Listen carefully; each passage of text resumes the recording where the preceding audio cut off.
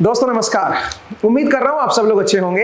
इलेक्ट्रोस्टैट chapter का आज हमारा सेकंड एपिसोड है। लास्ट एपिसोड में हमने कूलम फोर्स को समझा था और हमने देखा था कि कैसे दो ऑपोजिट चार्जेस अट्रैक्ट करते हैं, सेम चार्जेस रिपेल करते हैं, और दो अनचार्ज्ड बॉडी ऑलवेज अट्रैक्ट करती हैं, और एक चार्ज्ड और एक अनचार्ज जो है वो भी ऑलवेज अट्रैक्ट करती है। हमने ये भी देखा कि अगर दो बॉडी रिपेल हो रहे हैं तो रिपल्सन एक तरह से इलेक्ट्रिफिकेशन का श्योर टेस्ट है। श्योरिटी से आप ये कह सकते हो कि दो बॉडी अगर रिपेल कर रही है इसका मतलब उनमें उनके ऊपर सेम चार्जेस आ रखे हैं। ठीक है, अब बात करते हैं इस चार्ज की। ये जो चार्ज है ये असल में कैसे बनता है, तो हमने लास्ट एपिसोड में देखा था कि जब भी हम रबिंग करते हैं तो कोई ऐसी फिजिकल क्वांटिटी है जो ट्रांसफर हो रही है एक बॉडी से दूसरी बॉडी की तरफ, कुछ एक्सचेंज हो रहा है। उनमें जो एक्सचेंज हो रही है उसी क्वांटिटी को हम चार्ज बोलते हैं। असल में जो एक्सचेंज हो रहा है वो इलेक्ट्रॉन्स हो रहे हैं। जब भी आप एक बॉडी पे दूसरी बॉडी को रब करते हो, एक चीज पे दूसरी चीज को रब करते हो, तो उससे क्या होता है, इलेक्ट्रॉन्स का जो ट्रांसफर है वो स्टार्ट हो जाता है और उसी की वजह से चार्ज आता है। इसका मतलब चार्ज जो है वो इलेक्ट्रॉन से बनता है, या आप अगर पॉजिटिव चार्ज की बात करोगे तो प्रोटॉन्स का भी आप नाम ले सकते हो। बट जनरली क्योंकि जो मोबाइल जो चीज होती है हमारी, जो इजीली मूव कर सकती है, वो इलेक्ट्रॉन्स होते हैं, तो इसलिए आप ये कह सकते हो जो चार्जेस आते हैं बॉडी के ऊपर वो इलेक्ट्रॉन्स की वजह से आते हैं। इलेक्ट्रॉन्स एक बॉडी से निकल के दूसरी बॉडी पे चले जाते हैं, जिसके ऊपर चले जाते हैं उसके ऊपर नेगेटिव चार्ज आता है, क्योंकि इलेक्ट्रॉन्स का खुद चार्ज नेगेटिव होता है। तो आप ये कह सकते हो कि जिस बॉडी के ऊपर इलेक्ट्रॉन चले जाएंगे वहां पे नेगेटिव चार्ज आ जाएगा, और जिस बॉडी से वो चार्ज निकलेंगे उसके ऊपर पॉजिटिव चार्ज आ जाएगा। इस तरह से आप दो बॉडीज को चार्ज कर सकते हो। इसका मतलब है अल्टीमेटली जो चार्ज आ रहा है वो इलेक्ट्रॉन्स के ट्रांसफर की वजह से आ रहा है। अब एक इलेक्ट्रॉन के ऊपर अगर मैं बात करूं तो एक इलेक्ट्रॉन पे जो चार्ज होता है दोस्तों वो होता है -1.6 इंटू 10⁻⁹ कूलम। कूलम जो है वो चार्ज की यूनिट है, तो इसलिए कूलम को ध्यान रखिएगा। तो एक इलेक्ट्रॉन पे ये इतना चार्ज होता है। तो अब जरा सोचिए कि अगर मैं 1 कूलम चार्ज किसी बॉडी के ऊपर देना चाहूंगा तो मुझे बहुत सारे इलेक्ट्रॉन्स को ट्रांसफर करना पड़ेगा। अगर 1 कूलम किसी बॉडी के ऊपर चार्ज है 1 कूलम, तो 1 कूलम के लिए सोचिए कितने इलेक्ट्रॉन्स की जरूरत पड़ेगी। बहुत ज्यादा इलेक्ट्रॉन जो है वो आपको ट्रांसफर करने पड़ेंगे आपको, तब जाके 1 कूलम चार्ज जो है उस बॉडी के ऊपर आएगा। और अगर इलेक्ट्रॉन किसी बॉडी के ऊपर आ रहे हैं तो उनके ऊपर नेगेटिव चार्ज आएगा, ये ध्यान रखिएगा। ठीक है, मुझे उम्मीद है आपको समझ आया। दूसरी बात, चार्ज जो है उसको हम क्रिएट नहीं कर सकते अपनी तरफ से। चार्ज दुनिया में फिक्स है, ठीक है। Charge can neither be created nor be destroyed. इसका क्या मतलब है, इसका मतलब चार्जेस जो हैं हमने नहीं पैदा किए उन चार्जेस को, वो पहले से ही सिस्टम के अंदर थे, बॉडीज के अंदर थे, हमने बस उनको अलग अलग किया है। एक तरह से आप ये समझिए, इलेक्ट्रॉन को एक बॉडी से निकाल के दूसरी बॉडी पे ले गए, हमने उनको क्रिएट नहीं किया, हम क्रिएटर नहीं है चार्जेस के। ठीक है, charge can neither be created nor be destroyed. ठीक है, इसको हम ट्रांसफर कर सकते हैं एक बॉडी से दूसरी बॉडी की तरफ। ठीक है, इस चीज को थोड़ा सा ध्यान रखिएगा, मुझे उम्मीद है आपको ये याद रहेगा ये पॉइंट। दूसरा, चार्ज हमेशा क्वांटाइज्ड होते हैं। इसका मतलब क्या हुआ, आप ये नहीं कह सकते हो कि रबिंग करने से जो चार्ज का ट्रांसफर हुआ है किसी बॉडी के ऊपर वो आपके 1.5 इलेक्ट्रॉन्स जो है वो आपके एक बॉडी से दूसरी बॉडी पे चले गए हैं। 1.5 इलेक्ट्रॉन एक बॉडी से दूसरी बॉडी पे चले गए हैं, ऐसा कभी नहीं होगा, क्योंकि इलेक्ट्रॉन या तो 1 होगा या 2 होगा या 3 होगा या 4 होगा।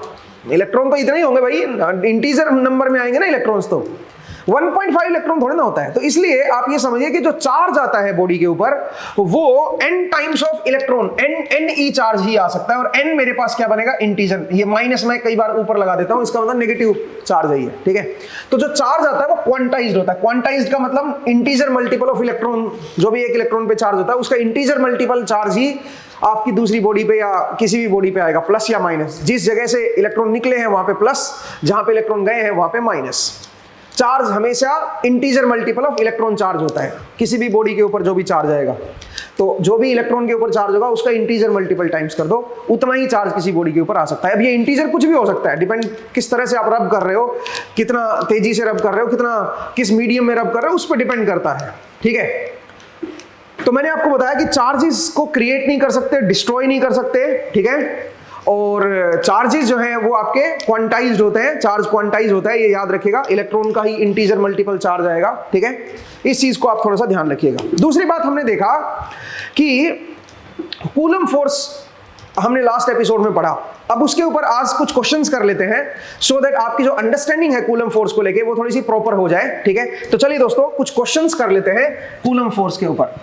ये जो चार्जेस है ना, ये रियल वर्ल्ड में आप बहुत सारी जगह पे देखते हो और इसका बुरा असर भी होता है, इसका कई जगह पे अच्छा असर भी होता है, ठीक है। तो मल्टीपल जगह पे आप इस चार्जेस को फील कर सकते हो, ठीक है। आगे आगे आप देखिएगा जैसे जैसे एप्लीकेशंस आपकी आती जाएंगी, मतलब आगे आगे जब हम बढ़ेंगे, जब चीज़ों को पढ़ते चले जाएंगे तो आपको मैं प्रैक्टिकल एप्लीकेशन जो है वो भी दिखाते हुए चलूंगा और एक्सपेरिमेंट्स इसके हम करते हुए चलेंगे, ठीक है। बट स्टेप वाइज चलते हैं ना। तो अभी तक आपने कूलम फोर्स पढ़ा है, तो कूलम फोर्स के ऊपर थोड़ा सा और डिस्कस करते हैं और कुछ क्वेश्चन सोल्व करते हैं। जरा देखिए, मान लीजिए मेरे पास कोई कोऑर्डिनेट सिस्टम है, ये मेरे पास एक्स डायरेक्शन है, ये मेरे पास y डायरेक्शन है और ये मेरे पास z डायरेक्शन है, ठीक है। अब यहाँ पे ये मेरा ओरिजिन है। मैं दो कोई पॉइंट ले लेता हूँ, एक P1 पॉइंट है और एक मान लीजिए P2 पॉइंट है। जो P1 पॉइंट है उसके कोऑर्डिनेट मान लीजिए आपको ये दे रखे हैं, x1 है, y2 है, z भी2 है। जो P2 पॉइंट है वो आपको दे रखा है -1 और y में 3 दे दिया एंड z में मान लीजिए 1 दे दिया। ये मेरे पास मान लीजिए को P2 पॉइंट है। ऐसे दो पॉइंट आपके यहां पे दो पॉइंट हमने दिखा दिए हैं। पहले पॉइंट जो P1 है उस पर कोई चार्ज रखा गया है Q1 और उसकी वैल्यू है 2 माइक्रोकूलम, और P2 पे कोई चार्ज रखा गया है Q2 जिसकी वैल्यू है 5 माइक्रोकूलम। दोनों जो है वो सेम पोलैरिटी के चार्जेस है, मतलब प्लस प्लस है, ये भी पॉजिटिव है, ये भी पॉजिटिव है। तो अब क्या होगा इन दोनों में? इन दोनों में रिपल्सन होगा। तो इसका मतलब ये इसको रिपेल करेगा, इसका मतलब अवे करेगा, इधर फोर्स लगाएगा और इस चार्ज के ऊपर Q2 चार्ज के ऊपर Q1 जो है वो रिपेल करेगा, वो उसको अवे इधर फोर्स लगाएगा। तो इसका मतलब जो फोर्स की डायरेक्शन होगी वो क्या होगी? रिपल्सिव होगी, नेचर की होगी। फोर्स का जो नेचर होगा रिपल्सिव होगा। डायरेक्शन किधर होगी बताओ? जो लाइन इनको कनेक्ट कर रही है, इन दोनों पोजीशन को, ठीक है, जो लाइन इनको कनेक्ट कर रही है अलोंग दैट लाइन ही होगा, ठीक है। जो डायरेक्शन ऑफ द फोर्स होगी वो अलोंग दैट लाइन होगी, बट रिपल्सिव होगी। रिपल्सिव का मतलब अवे, इससे अवे इधर और इससे अवे इधर, ठीक है। अब मुद्दा यह है कि यहां पे फोर्स कैसे निकाले। अगर मान ली मैं आपसे ये पूछता, बताओ फोर्स ऑन 1 ड्यू टू 2 इसकी क्या वैल्यू होती?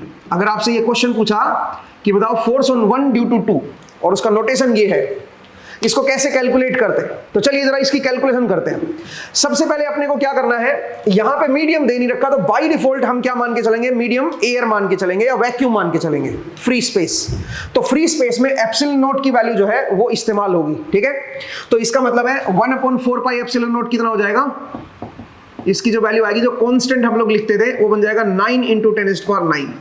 यूनिट्स में नहीं देख रहा हूं, उसको हम बाद में देख लेंगे यूनिट्स को, ठीक है ना। तो कुल मिला के ये मेरे पास 1/4 पाई एप्सिलॉन नॉट की वैल्यू होगी। Q1 की वैल्यू दे रखी है, Q2 की वैल्यू आपको दे रखी है। अब मुझे क्या करना है, मुझे इनके बीच की डिस्टेंस निकालनी है और डायरेक्शन, दो चीजें निकालनी है, ठीक है। क्योंकि मैं जानता हूं F12 जो बनेगा, F12 जो बनेगा वो बनेगा K Q1 Q2, ये मैग्नीट्यूड इस्तेमाल होंगे, ध्यान रखिएगा भाई, R² और यहां पे R कैप।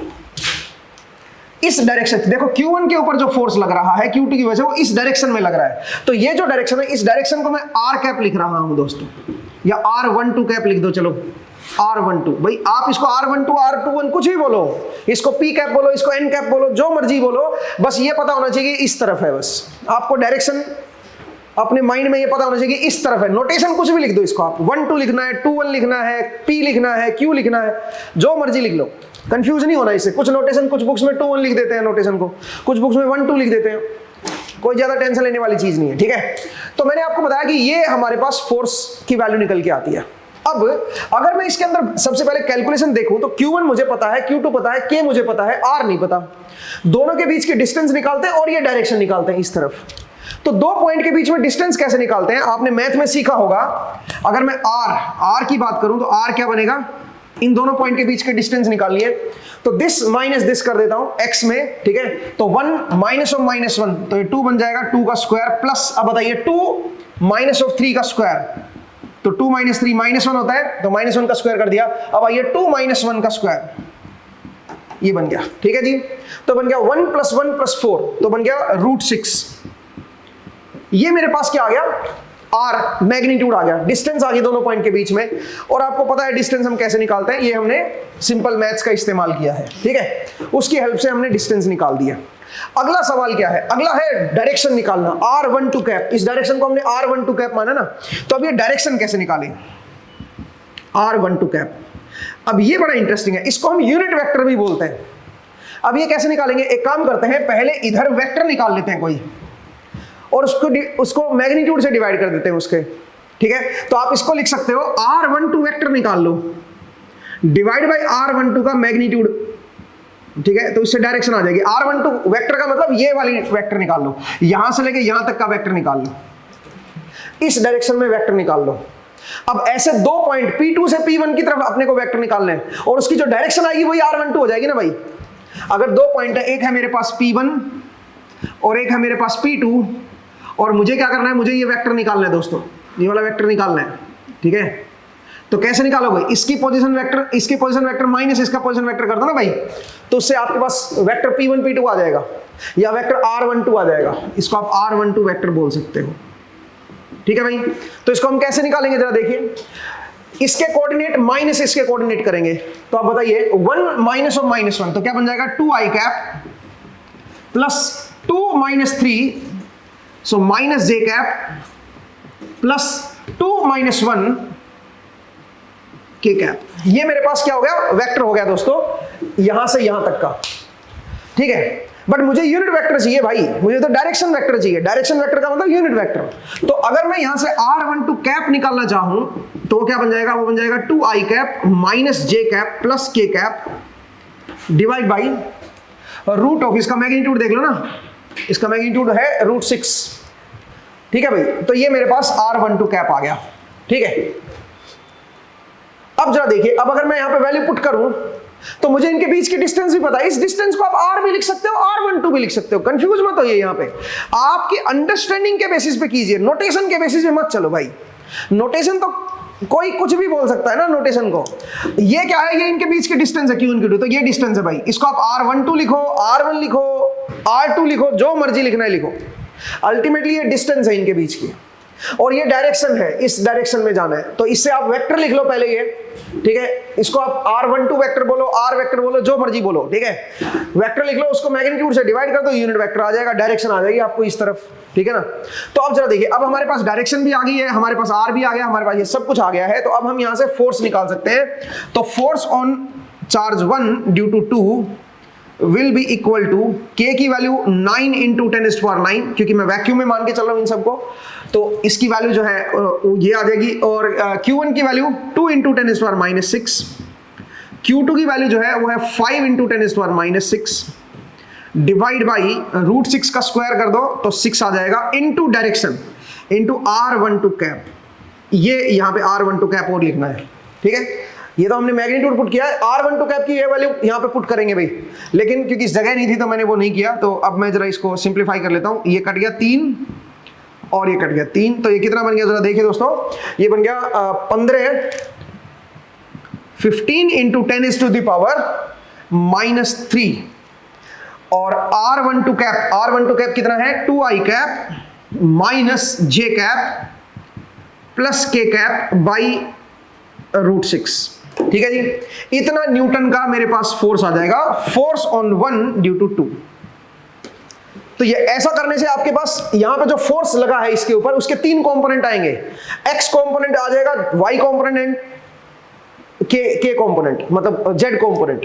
ये तीनों कंपोनेंट आप फोर्स के निकाल सकते हो दोस्तों यहां से, ठीक है। इसको थोड़ा फर्दर सिंप्लीफाई करके आप लिख सकते हो, जो x कंपोनेंट आएगा फोर्स का वो कितना आ जाएगा 30/√6 इंटू 10⁻⁻³ कैप। ये फोर्स x की तरफ लगेगा, और y की तरफ कितना लगेगा -15/√6 into 10⁻⁻³ j cap and 15/√6 into 10⁻⁻³ k cap. ये जो है ये फोर्स के कंपोनेंट आ गए हैं, जो भी यहाँ पे फोर्स लग रहा है इसके ऊपर, उसमें 3 डायरेक्शंस है। उनका जो रिजल्टेंट इकट्ठा जो है वो इस तरह से हम लोग लिख रहे हैं, बट उनके अगर कंपोनेंट देखोगे कि एक्स की तरफ कितना है, वाई की तरफ कितना है, जेड की तरफ कितना है, वो आप यहाँ से ऐसे देख सकते हो। ठीक है, तो बड़ी आसान कहानी थी, आपको मीनिंग समझ में आना चाहिए कि कैसे हमें फोर्स लिखना है, हर एक चीज का क्या मतलब है, उसके हिसाब से आप लिख सकते हो।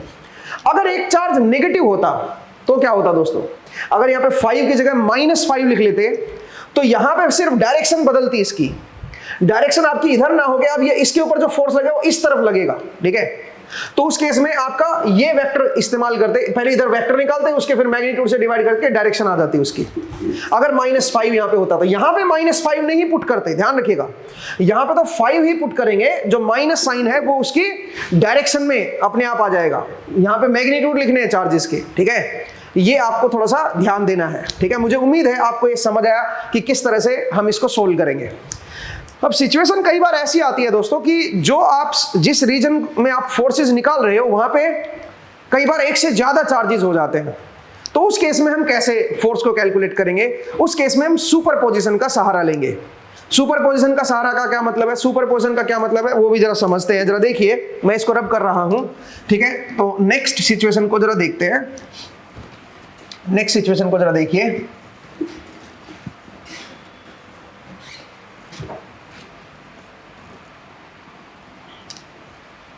अगर मैं आपसे ये बोलूं कि भाई, जैसे मान लीजिए आपका कोऑर्डिनेट सिस्टम दे रखा है, ये है एक्स कैप, ये मेरा है वाई कैप और ये मेरा है जेड कैप। ठीक है जी, इस तरह से मान लीजिए मेरे पास कोऑर्डिनेट सिस्टम दिया हुआ है और यहां पे आपका कोई चार्ज रखा, ये ओरिजिन है मेरा, और एक पॉइंट यहां पे है P1 और एक पॉइंट मान लीजिए यहां पे है P2। ये जो पॉइंट है ये है 1 -1 2। ठीक है, ऐसा रैंडम ले लिया मैंने।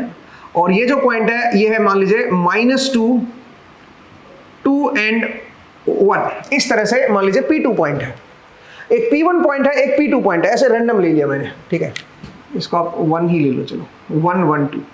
ठीक है, ऐसे मैंने इस तरह का कोई पॉइंट ले लिया P1 P2 और एक यहां पे अभी P0, ये पॉइंट ओरिजिन पे ही है।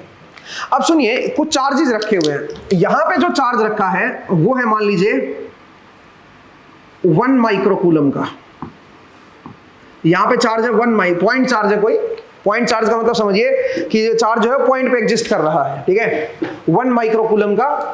यहां पे जो चार्ज रखा हुआ है वो है मान लीजिए 2 माइक्रोकूलम का, और यहां पे जो चार्ज है वो है 3 माइक्रोकूलम का।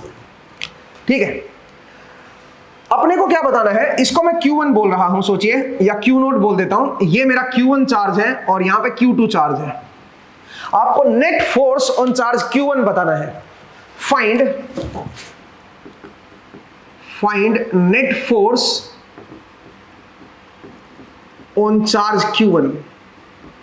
आपको चार्ज Q1 के ऊपर नेट फोर्स बताना है कितना होगा। तो अगर आप ध्यान से देखें तो यहां पे जो फोर्स लग रहा है इस Q1 के ऊपर, वो इस चार्ज से भी लग रहा है और इस चार्ज से भी लग रहा है, दोनों ही चार्ज अपना अपना फोर्स देंगे। तो अब यहां पे हम सुपरपोजिशन का सहारा लेंगे। सुपरपोजिशन का सहारा कैसे लोगे? अगर मेरा मीडियम में एक तरह से मीडियम मेरा स्पेस है मान लीजिए, या वैक्यूम है मान लीजिए, और मीडियम मेरा होमोजीनियस आइसोट्रोपिक है। अब ये दो बड़ी इंटरेस्टिंग वर्ड मैंने यूज किए हैं, होमोजीनियस आइसोट्रोपिक। आगे चल के मैं समझाऊंगा इनका मतलब क्या है। ठीक है, ये बड़ी इंटरेस्टिंग चीजें हैं भाई। ठीक है, तो यहां पे आप ये कह सकते हो कि अगर सोचे कि ये चार्ज पहले अकेला ये चार्ज बैठा हुआ था और फिर हम दूसरा चार्ज ये Q1 ले आए, और ये अभी तक हम लाए ही नहीं है सिस्टम के अंदर, तो इस Q1 के ऊपर इस चार्ज की वजह से कुछ रिपल्सिव फोर्स लगेगा क्योंकि पॉजिटिव है चार्ज। ठीक है, या चलो मैं एक काम और कर लेता हूं, इसको मैं एक को नेगेटिव ले लेता हूं, इसको नेगेटिव ले लेता हूं, so that positive and negative दोनों ही इंट्रोड्यूस कर लें, और हमारी पॉजिटिव नेगेटिव चार्ज से फोर्स कैसे निकालते हैं वो भी हम, क्योंकि पिछले क्वेश्चन में हमने सिर्फ पॉजिटिव लिया था, तो इसमें नेगेटिव भी इंट्रोड्यूस कर लेते हैं। तो जरा देखिए दोस्तों, सोचिए कि पहले ये चार्ज आया ही नहीं है पिक्चर में, पहले केवल ये चार्ज लाए और उसके बाद हम ये चार्ज लाए। तो जब ये चार्ज यहां पे बैठा हुआ है, जब दूसरे चार्ज को यहां पे लाओगे तो ये क्या करेगा, इसको रिपेल करेगा। ठीक है, ये इसको रिपेल करेगा क्योंकि ये भी पॉजिटिव है, ये भी पॉजिटिव है, तो ये आपका रिपल्सिव फोर्स देगा अवे, इस तरफ। तो आप ये कह सकते हो, ये क्या बन जाएगा, ये बन जाएगा force on one due to जो ओरिजिन पे रखा हुआ है वो वाला चार्ज। ठीक है, force on one due to zero location वाला जो चार्ज है क्यू नॉट, उसकी वजह से फोर्स आपका अवे जाएगा। सही बात है। अब सुनिए, जैसे आप दूसरे चार्ज को लेके आओगे यहां पे, बल्कि तीसरे चार्ज को लेके आओगे, दो तो ऑलरेडी आ गए ना, अब जैसे इस चार्ज को लेके आओगे पिक्चर में, अब ये क्या करेगा, ये इस चार्ज के ऊपर, क्योंकि हमें तो इस चार्ज को देखना है ना, इस चार्ज के ऊपर अट्रैक्शन वाला फोर्स देगा, इस तरफ फोर्स देगा, वो इसको अपनी तरफ खींचेगा ये। तो इसका मतलब है ये आ गया आपका force on one due to two, ठीक है, ये वाला भी फोर्स आ गया। सही है भाई। इस तरह से आप जो है यहां पे ये फोर्स लगाओगे। दूसरी बात, इसका जो इसके ऊपर फोर्स होगा वो इंडिपेंडेंट होगा इसकी प्रेजेंस से। मतलब क्या हुआ, मतलब ये हुआ कि ये अगर प्रेजेंट भी है और उसके बाद इसको लेके आ रहे हो, तो इसकी प्रेजेंस से इसके फोर्स पे, इसकी वजह से जो इसके ऊपर फोर्स लग रहा है उस पर कोई फर्क नहीं पड़ेगा। आप इसका फोर्स जो निकाल रहे हो उसको आप इंडिपेंडेंटली इन दोनों चार्जेस को कंसीडर करके निकाल सकते हो।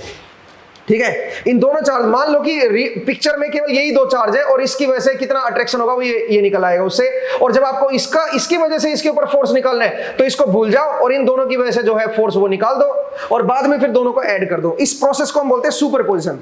मतलब एक चार्ज को एक टाइम पे लो, पहले इसको ले लो और इसकी वजह से इसके ऊपर फोर्स निकाल लो और इसको जीरो मान लो, और फिर आप क्या करो, इसको ले लो और इसको जीरो मान लो और इसकी वजह से जो है इसके ऊपर फोर्स निकाल लो, बाद में फिर दोनों फोर्सेस को ऐड कर देना क्योंकि दोनों चार्ज प्रेजेंट है। इसको बोलते हैं सुपरपोजिशन। रियल वर्ल्ड में ऐसा नहीं होता है। रियल वर्ल्ड में एक चार्ज की प्रेजेंस से, जब कोई एक चार्ज प्रेजेंट है और उसके बाद जब दूसरा चार्ज लेके आते हो तो वहां पे कहीं पे एक पॉइंट पे आके सुपरपोजिशन जो है वो वायलेट होना शुरू हो जाती है। वो हम नहीं देखेंगे हम, ठीक है। हम ये मान के चलेंगे कि भाई हमारा सुपरपोजिशन वैलिड है ऑलवेज, ठीक है, और क्योंकि हमारा जो सिलेबस है उसमें हम यही करने वाले हैं, ठीक है। सुपरपोजिशन को हम वैलिड मान के चलेंगे। तो इस तरह से आप सुपरपोजिशन का कंसेप्ट यहाँ पे लगा सकते हो और आप रिजल्टेंट फोर्स यहाँ पे निकाल सकते हो, ठीक है। तो रिजल्टेंट फोर्स, जो नेट फोर्स ऑन Q1 लगेगा, मैं उसको F1 बोल देता हूं, that will be equal to F force on one due to node charge plus force on one due to two charge, Q2 charge, ठीक है। इस तरह से आप जो है फोर्स को लिख सकते हो दोस्तों। आपको रिजल्टेंट निकालना है इन दोनों फोर्सेस का, ठीक है। अब ये रिजल्टेंट कैसे निकालें, उसके लिए सबसे पहले अपने को F10 निकालना पड़ेगा, ठीक है भाई, और फिर F12 निकालना पड़ेगा। तो F10 क्या बनेगा, क्योंकि यहां पे वैक्यूम में ले रहे हो आप, तो 1/4 पाई एप्सिलॉन नॉट क्या हो जाएगा, 9 × 10⁹ इंटू Q1 Q नॉट, क्योंकि F10 निकाल रहा हूं ना मैं, 10 का मतलब इन दोनों के बीच जो फोर्स लगेगा। तो Q1 की वैल्यू कितनी है, 2 माइक्रोकूलम, और ये कितना है, 1 माइक्रोकूलम, ठीक है। तो 1/4 pi epsilon not Q1 Q2 divide by R square, इनके बीच की जो डिस्टेंस है उसका स्क्वायर कर दो। इनके बीच के डिस्टेंस कैसे निकालोगे भाई, आप उसके लिए वेक्टर का इस्तेमाल करो भाई। दो पॉइंट के बीच की डिस्टेंस आपको पता होना चाहिए, वेक्टर कैलकुलस में हमने पढ़ा है।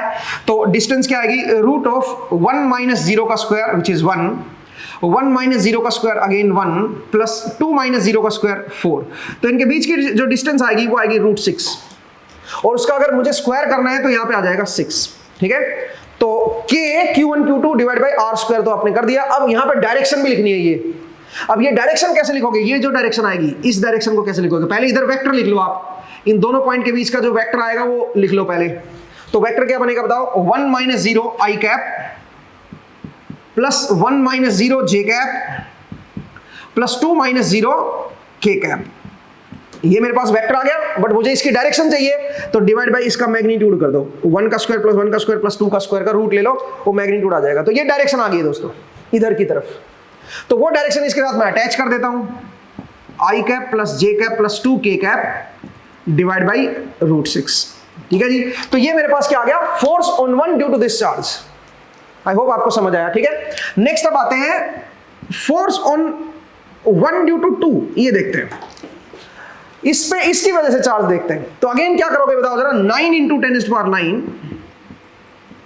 इंटू इसका चार्ज कितना है, 2 × 10⁻⁶ इंटू इसका चार्ज कितना है, 3 इंटू, देखो मैग्नीट्यूड का इस्तेमाल करना है दोस्तों, माइनस साइन नहीं लेना है, डिवाइड बाई इनके बीच की जो डिस्टेंस है, इनके बीच की डिस्टेंस का स्क्वायर लेना है यहाँ पे। तो इनके बीच की डिस्टेंस कितनी है बताओ जरा, यहां से यहां के बीच की डिस्टेंस अगर मैं कैलकुलेट करूं तो क्या बनेगी, 1 - -2 तो बन जाएगी 1 - -2 करोगे तो 3 बन जाएगा ना, 3 का स्क्वायर 9 प्लस 1 - 2 का स्क्वायर करोगे तो -1 का स्क्वायर 1 बन जाएगा, प्लस 2 - 1 का स्क्वायर 1 बन जाएगा। तो ये कितने आ गई, ये बन गई √11, ठीक है, और इसका स्क्वायर करोगे तो नीचे आ जाएगा 11। तो ये इनके बीच की डिस्टेंस का स्क्वायर कर दिया। अब डायरेक्शन, यहां पे डायरेक्शन इस तरफ है भाई, इसके ऊपर जो फोर्स लग रहा है वो तो इधर लग रहा है ना। अब ये डायरेक्शन लेनी है अपने को, इस तरफ, इस चार्ज की तरफ लेनी है डायरेक्शन। उसके लिए पहले ये वेक्टर निकालना पड़ेगा। ये वेक्टर निकाल दो और उस वेक्टर को डिवाइड बाय उसका मैग्नीट्यूड कर दो, आपके पास ये डायरेक्शन भी आ जाएगी। तो ये डायरेक्शन अब कैसे निकालें दोस्तों, तो ये पोजीशन माइनस ये पोजीशन करनी है। तो चलिए जरा करते हैं, जरा देखिए क्या बनेगा। तो पहले वेक्टर निकालते हैं ना, -2 -1 करोगे तो ये बन जाएगा -3i कैप, ये 2 -1 करोगे तो ये बन जाएगा j कैप, 1 -2 करोगे तो -k कैप। ये बन गया भाई, ये तो आपका वेक्टर आ गया। उसको डिवाइड करना है इसके मैग्नीट्यूड से, ठीक है भाई, मैग्नीट्यूड से डिवाइड कर, तो डायरेक्शन आ गई हमारे पास ये वाली। तो इस डायरेक्शन को मैं इसके साथ अटैच कर देता हूं भाई, ठीक है। तो -3i cap plus j cap -k cap divide by √11, ठीक है भाई। ये मेरे पास क्या आ गया, ये आ गया फोर्स ऑन 1 ड्यू टू 2, ठीक है। तो देखो माइनस साइन यहां पे नहीं लेना है, वो अपने आप डायरेक्शन में अपने आप रोल प्ले कर देगा माइनस चार्ज, ठीक है। तो हमारे पास दोनों फोर्सेस आ गए। अब करना क्या है, दोनों को ऐड करना है। ऐड कैसे करेंगे, इसका आई कैप कंपोनेंट और इसका आई कैप कंपोनेंट वो सब इकट्ठे हो जाएंगे, ऐसे जे कैप दोनों के इकट्ठे हो जाएंगे और के कैप दोनों के इकट्ठे हो जाएंगे। तो अब आपको सम करना है, बाकी काम बड़ा आसान है। तो सम करना मेरे ख्याल से बहुत ईजी है भाई, आप इसको आराम से कर सकते हो इसका समेशन। तो मुझे उम्मीद है आपको ये समझ आया कि किस तरह से हम जो है नेट फोर्स हम निकालेंगे चार्ज Q1 पे। तो दोनों फोर्सेस जो है उनको निकाल के उनको ऐड कर दो, बस वेक्टर एडिशन करना है। ध्यान रखिएगा, फोर्स हमेशा वेक्टर क्वांटिटी होती है, ठीक है। मुझे उम्मीद है आपको ये समझ आया। एक स्टेप और आगे चलते हैं, जरा देखिए। तो मैं इसको रब कर रहा हूं दोस्तों, तो इसको बोलते हैं सुपरपोजिशन का कंसेप्ट, ठीक है। सुपरपोजिशन आप यहां पे लगाओगे। चलिए नेक्स्ट जरा देखते हैं, एक स्टेप और आगे चलते हैं दोस्तों। अभी तक जो हमने सिचुएशन देखी है उन सब सिचुएशन में हमारा जो चार्ज था वो एक पॉइंट पे लोकलाइज था, बट प्रैक्टिकली ऐसा नहीं होता है। प्रैक्टिकली पॉइंट चार्ज ढूंढना बड़ा मुश्किल होता है कि एक पॉइंट पे सारा का सारा चार्ज लोकलाइज हो। जो रियल वर्ल्ड में सिचुएशन होती है उनमें चार्ज जो है वो डिस्ट्रीब्यूट होता है दोस्तों, एक जगह पे लोकलाइज नहीं होता। अब आप बोलोगे सर चार्ज डिस्ट्रीब्यूशन का क्या मतलब है, जरा देखिए। जैसे आपने देखा होगा घरों के बाहर जब खेतों में जाते हो तब ओवरहेड लाइंस होती हैं आपकी, बड़ी लंबी लंबी लाइनें होती हैं, बड़े बड़े टावर लगे होते हैं और उनके ऊपर लाइंस लगी होती हैं। या आपके घरों के बाहर जो इलेक्ट्रिसिटी की जो वायर गया होता है, डिस्ट्रीब्यूशन लाइन, उनमें क्या होता है, हमारे पास एक वायर होता है, ठीक है, और वायर के ऊपर जो चार्ज है वो आ जाते हैं। जब उसमें इलेक्ट्रिसिटी आती है तो उसमें कुछ चार्जेस आ जाते हैं उसके ऊपर। मैं प्लस ले लेता हूं, चलो माइनस भी ले सकते हो आप, ठीक है। तो यहां पे आप देख सकते हो कि वायर के ऊपर जो चार्ज है वो एक जगह पे लोकलाइज नहीं है, वो डिस्ट्रीब्यूट हो रखा है। चार्ज का यहां पे डिस्ट्रीब्यूशन है। ऐसे ही अगर इमेजिन करें आप कोई ऐसे सरफेस मान लो, आप कोई प्लास्टिक का सरफेस ले लो जिसकी लंबाई और चौड़ाई जो है वो आपकी इनफाइनाइट मान लो, चलो जैसे एल्यूमिनियम फॉइल होती है। अब आप सोचिए अगर मैं उस एल्यूमिनियम फॉइल की लंबाई और चौड़ाई को दोनों को इनफाइनाइट कर दूं तो एक तरह का वो सरफेस बन जाएगा, एक प्लेन बन जाएगी वो, ठीक है। तो मान लीजिए ये मेरे पास कोई प्लेन है। अब ये कंडक्टिंग प्लेन भी हो सकती है अगर आप एल्यूमिनियम फॉइल ले रहे हो तो, या आपकी इंसुलेटिंग प्लेन भी हो सकती है। प्लास्टिक को भी आप इमेजिन कर सकते हो, अज्यूम ही तो करना है ना। तो अगर मैं इसके ऊपर चार्ज दूं तो ये जो चार्ज है ये भी अब आपका लोकलाइज नहीं है दोस्तों, वो क्या हो रखा है बताओ, वो आपका डिस्ट्रीब्यूट हो रखा है। तो इसको हम क्या बोलेंगे, इसको हम बोलेंगे चार्ज डिस्ट्रीब्यूशन, ठीक है। यहां पे आप पॉइंट चार्ज नहीं कंसीडर करोगे, यहां पे चार्ज डिस्ट्रीब्यूशन आ गया। और ये चार्ज नेगेटिव भी हो सकता है, पॉजिटिव भी, आप डिपेंडिंग ऑन इलेक्ट्रॉन ले रहे हो कि दे रहे हो, ठीक है। ऐसे ही अगर मैं एक और सिचुएशन लूं, सोचिए मेरे पास कोई सॉलिड स्फीयर है, कोई सॉलिड स्फीयर है और प्लास्टिक का कोई सॉलिड स्फीयर है, ठीक है।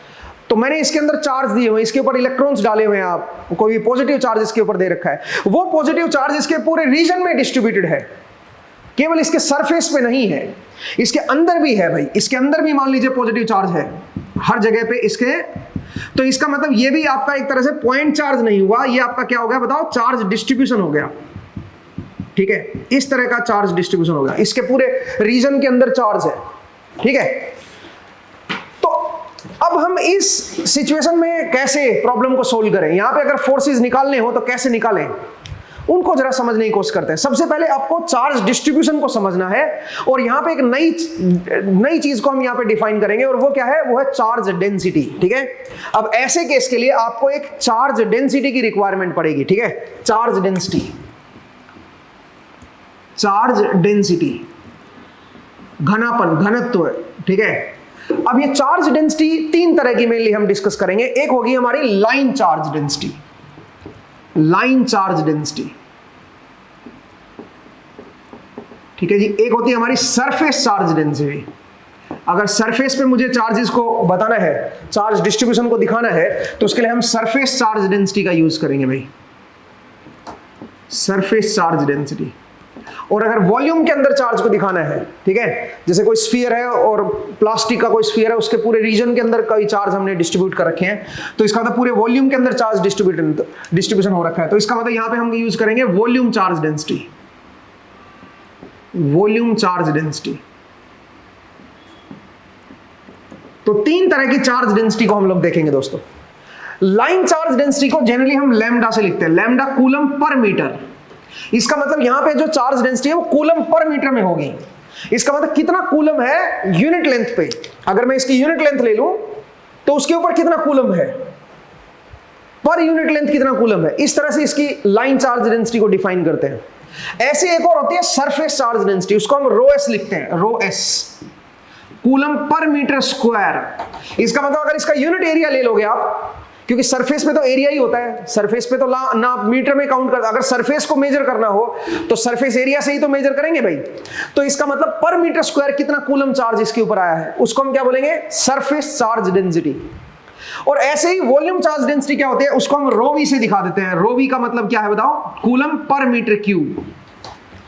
वॉल्यूम को तो मीटर क्यूब में देखेंगे ना, तो पर मीटर क्यूब कितना चार्ज आ रखा है, क्योंकि उसके पूरे रीजन के अंदर भी तो चार्ज है ना भाई। यहां पे कोई सरफेस पे अकेला नहीं है चार्ज, चार्ज पूरे रीजन के अंदर भी है, उस स्फीयर के अंदर भी है। तो उसका अगर मैं यूनिट वॉल्यूम ले लूं उसके अंदर, तो कितना चार्ज उसके अंदर है, उसको हम क्या बोलेंगे, वॉल्यूम चार्ज डेंसिटी।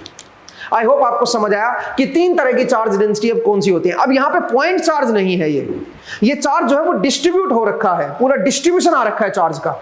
अब ऐसे केस में फोर्स अगर मुझे निकालना हो तो कैसे कैलकुलेट करेंगे, उसको जरा समझते हैं। तो यहां पे एक और चीज समझने की चीज है, और वो क्या है, चार्ज डेंसिटी दो तरह की होती है। एक होती है यूनिफॉर्म चार्ज डेंसिटी और एक होती है नॉन यूनिफॉर्म। एक होती है uniform charge density, uniform charge density, और एक होती है non uniform charge density, non uniform charge density. अब यूनिफॉर्म चार्ज डेंसिटी क्या होती है और नॉन यूनिफॉर्म चार्ज डेंसिटी क्या होती है, इसको भी जरा समझ लीजिए।